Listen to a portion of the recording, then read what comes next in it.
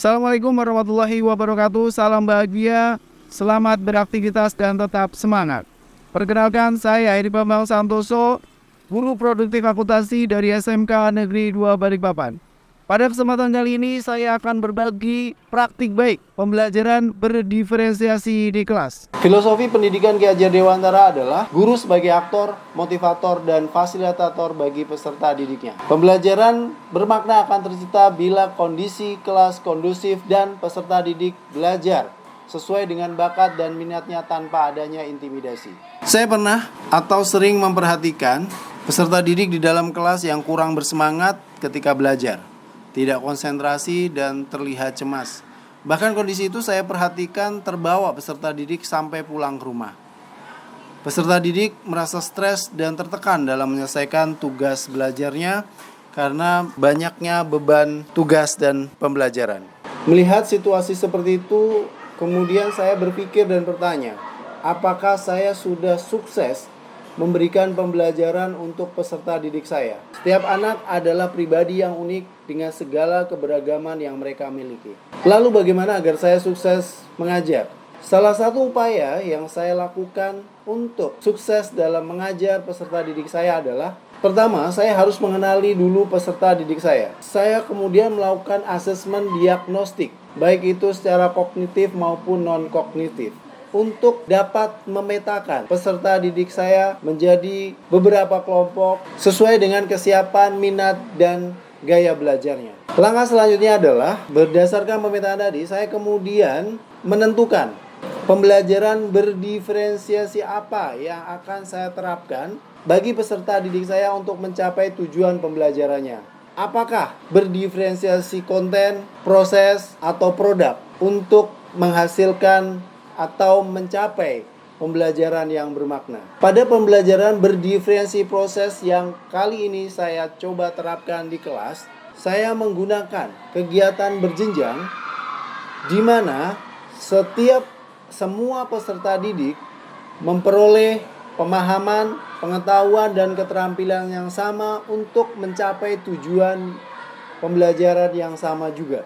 Dengan itu saya menyajikan tantangan, dukungan, dan kompleksitas sesuai dengan kebutuhan kelompok peserta didik. Setelah melakukan pengelompokan peserta didik berdasarkan hasil diagnostik yang sudah saya lakukan, saya kemudian mendapatkan hasil untuk kelompok biru adalah kelompok yang paham, kemudian kelompok kuning adalah yang agak paham, dan yang kelompok oranye adalah kelompok yang belum paham. Kemudian saya berkomunikasi dengan peserta didik. Saya bertanya, saya menawarkan, kita membuat kesepakatan kegiatan seperti apa yang mereka inginkan. Selanjutnya saya merangkakan proses pembelajaran dan kriteria ketercapaian tujuan pembelajaran tiap kelompok yang dituangkan dalam lembar kegiatan, asesmen, dan rubrik penilaian yang berdiferensiasi. Assalamualaikum warahmatullahi wabarakatuh.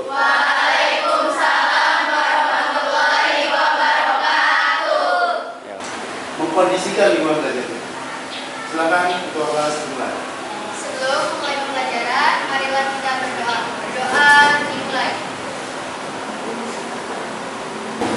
Berdoa selesai. Bismillahirrahmanirrahim. Oke, sebelum kita memulai pembelajaran hari ini, Bapak minta kalian mengkondisikan lingkungan kalian supaya kita bisa belajar dengan nyaman dan aman. Tolong diperiksa untuk di sekitar kalian apakah masih ada sampah atau hal-hal yang sekiranya mengganggu proses pembelajaran. Sampah. Silakan.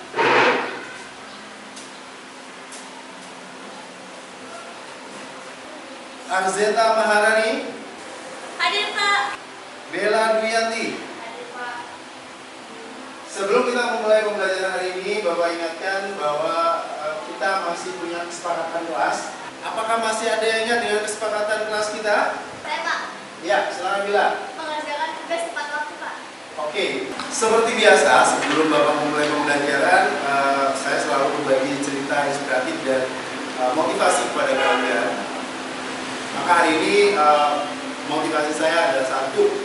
Nah, bahwa apa yang kalian jalani selama 3 tahun di SMK ini adalah penentu nanti kalian ketika sudah lulus.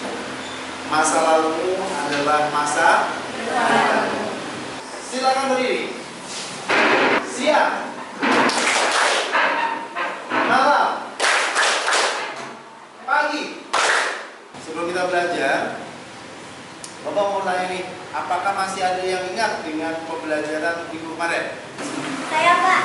Jadi materi kita sebelum ini adalah neraca saldo. Oke, masih ingat apa itu neraca saldo? Neraca saldo itu neraca uji coba yang berdasarkan dalam buku besar. Oke, anak-anak, ini adalah kompetensi dasar yang akan kita pelajari, yaitu yang pertama menganalisis jurnal penyesuaian untuk kompetensi pengetahuannya dan membuat jurnal penyesuaian untuk kompetensi keterampilannya. Ini adalah tujuan pembelajaran kita pada hari ini. Yang pertama, peserta didik dapat menjelaskan pengertian jurnal penyesuaian, menyampaikan data informasi dalam jurnal penyesuaian, dan membuat jurnal penyesuaian. Oke, nanti penilaian dalam proses belajar kalian adalah melalui teknik observasi langsung ya. Jadi nanti ada observasi langsung ketika kalian belajar dalam kelompok.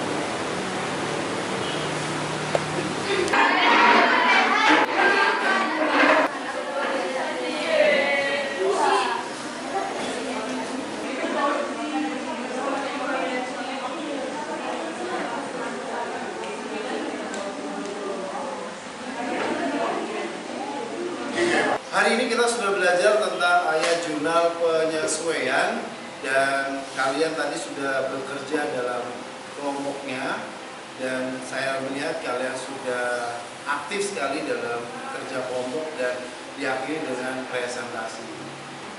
Sekarang kita coba akan adakan refleksi dan kesimpulan terkait dengan pembelajaran. Apakah ada yang masih ingat kita hari ini telah belajar apa saja?